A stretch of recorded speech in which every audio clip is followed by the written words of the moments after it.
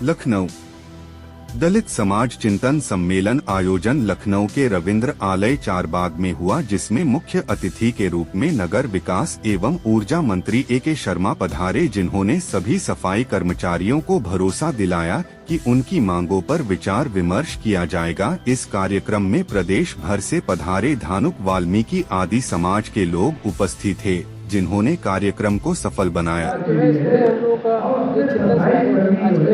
दलित समाज में 4 class employees आते हैं, खास करके दलित वही है जो दबा कुचला हो, वंचित।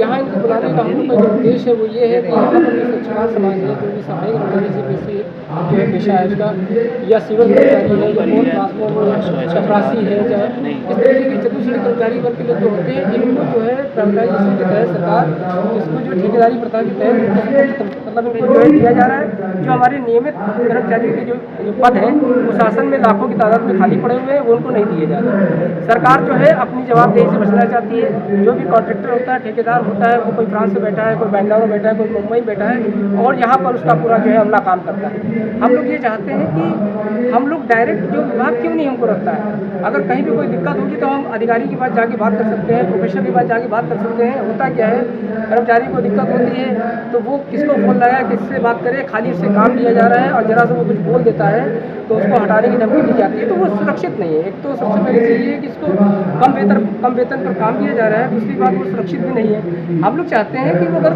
जो वर्तमान समय में आउटसोर्सिंग है तो आउटसोर्सिंग के माध्यम से कम जो उनका मिनिमम वेज है, जो उनका पारिश्रमिक है, जो उनका EFI है, उनकी सुरक्षा, उसका अगर एक्सीडेंट हो जाता है तो कम से कम उनकी जो सुरक्षा है तत्काल प्रभाव से की जाए, उनकी सुरक्षा की जिम्मेदारी ली जाए। होता क्या है, कोई मर जाए, कोई खप जाए, कुछ भी हो जाए, किसी से कोई मतलब नहीं है। सरकार अपनी जवाबदेही से बच रही है। हम लोग ये चाहते हैं कि हम लोग को विभाग के द्वारा पहले जैसे रखे जाते थे वैसे आप रखिए, क्योंकि इतना इंपॉर्टेंट वर्क है। अगर जो वर्क नहीं करेगा तो पूरा समाज बीमार पड़ जाएगा, बीमारियों का ढेर लग जाएगा। लेकिन सरकार इस वर्ग की न सुनकर वो पता नहीं क्यों जो है निजीकरण करती चली जा रही थी। इसका हम लोग विरोध कर रहे हैं, यहाँ इनको अवगत करा रहे हैं कि जो भी हमारी दिक्कतें हैं उनको सॉल्व करिए, तो आगे हम बड़ा आंदोलन करने का प्रयास करेंगे।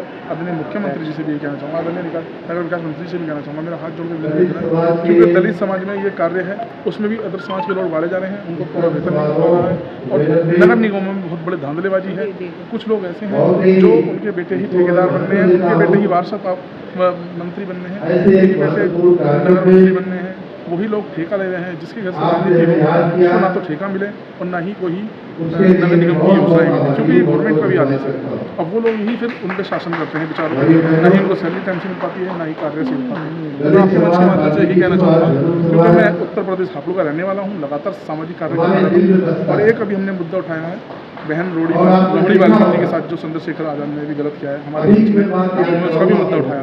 पूरे देश के अंदर सबसे पहला मुद्दा मैंने उठाया और उसकी हापुड़ में प्रेस कॉन्फ्रेंस भी।